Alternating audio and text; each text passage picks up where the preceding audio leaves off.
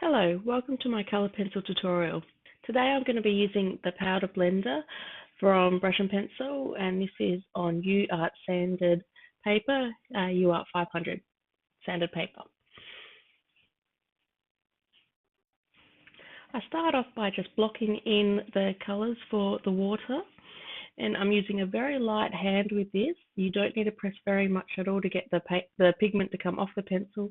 It just scrapes onto the sanded paper very easily.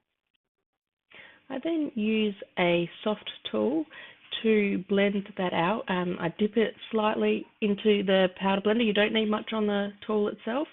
And then I just use that to gently rub the layers all together on the background to smooth it all out.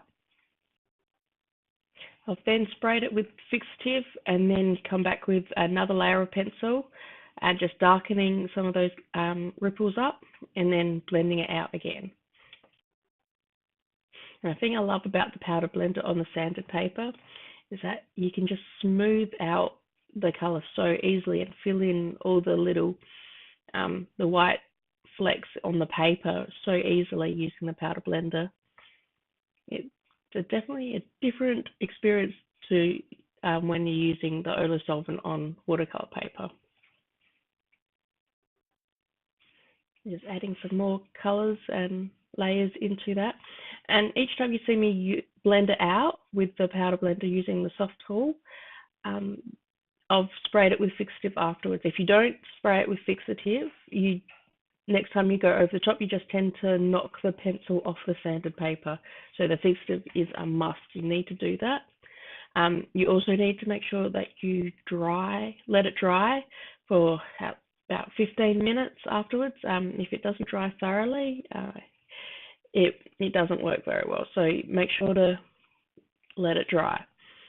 And the other thing I recommend is when you spray with the fixative can, take a tissue and just dab the nozzle part afterwards, because my can always seems to get a droplet of the fixative stuck on the nozzle, and that just keeps it clean.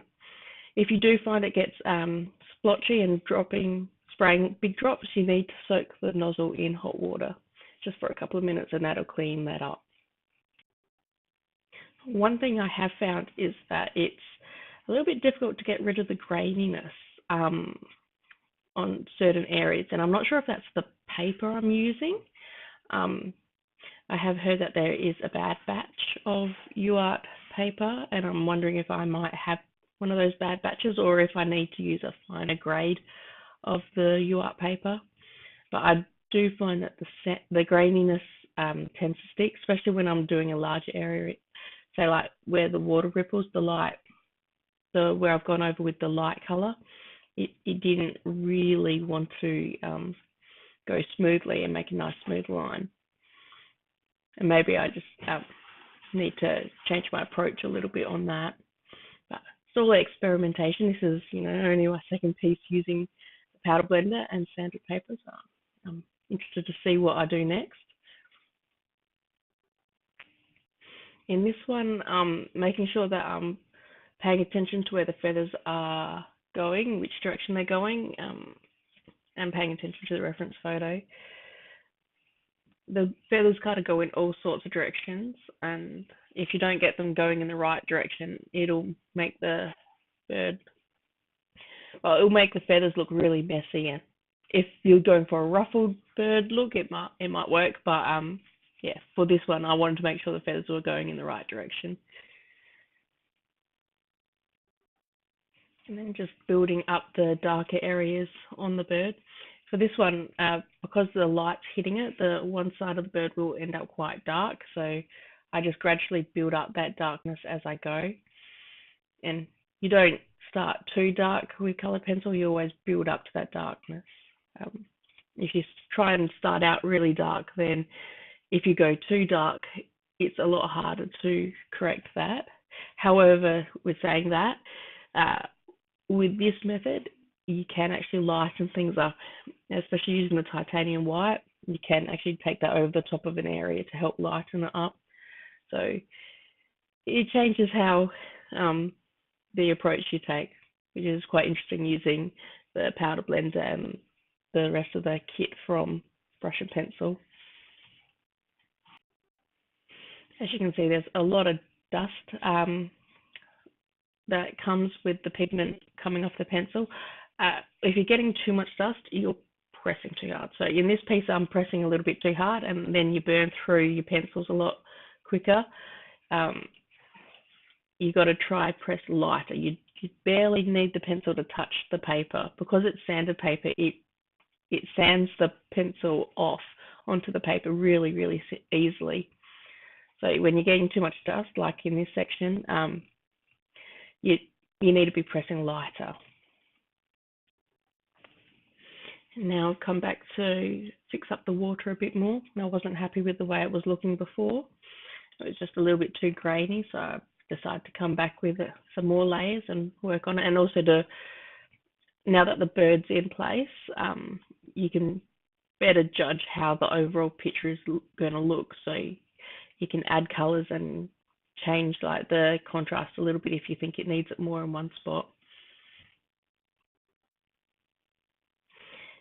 And another thing I should mention is when using the powder blender, use an oil-based pencil like Polychromos. If you use a wax-based one, like say Prismacolor or the Luminance, it doesn't blend as easily. So especially during the blending layers, you want to be using Polychromos. Otherwise, the pigment gets sort of stuck on the sanded, like the bits that stick out, and then they don't blend down and make it look smooth, and that contributes to the grainy look. I'm just adding more colours and making it a little bit more vibrant. This picture is taken at the wetlands near my home, and there's a little greeby, very gorgeous little birds. I love watching them swim in the wetlands.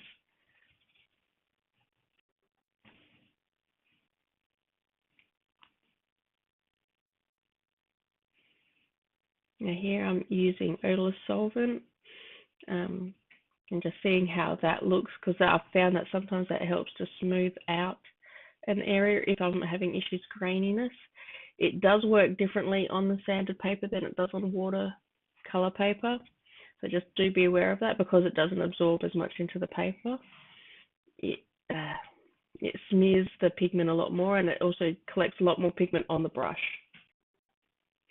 And now I'm using the titanium white mixed with a little bit of the touch-up texture, and I'm just using a lighter brush to paint that onto the water ripples and to get those little highlights in on the water.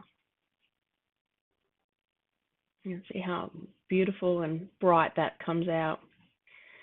With the titanium white, make sure you let it dry if you're going to go over it with other colours, and don't put it on too thick, otherwise it can flake off.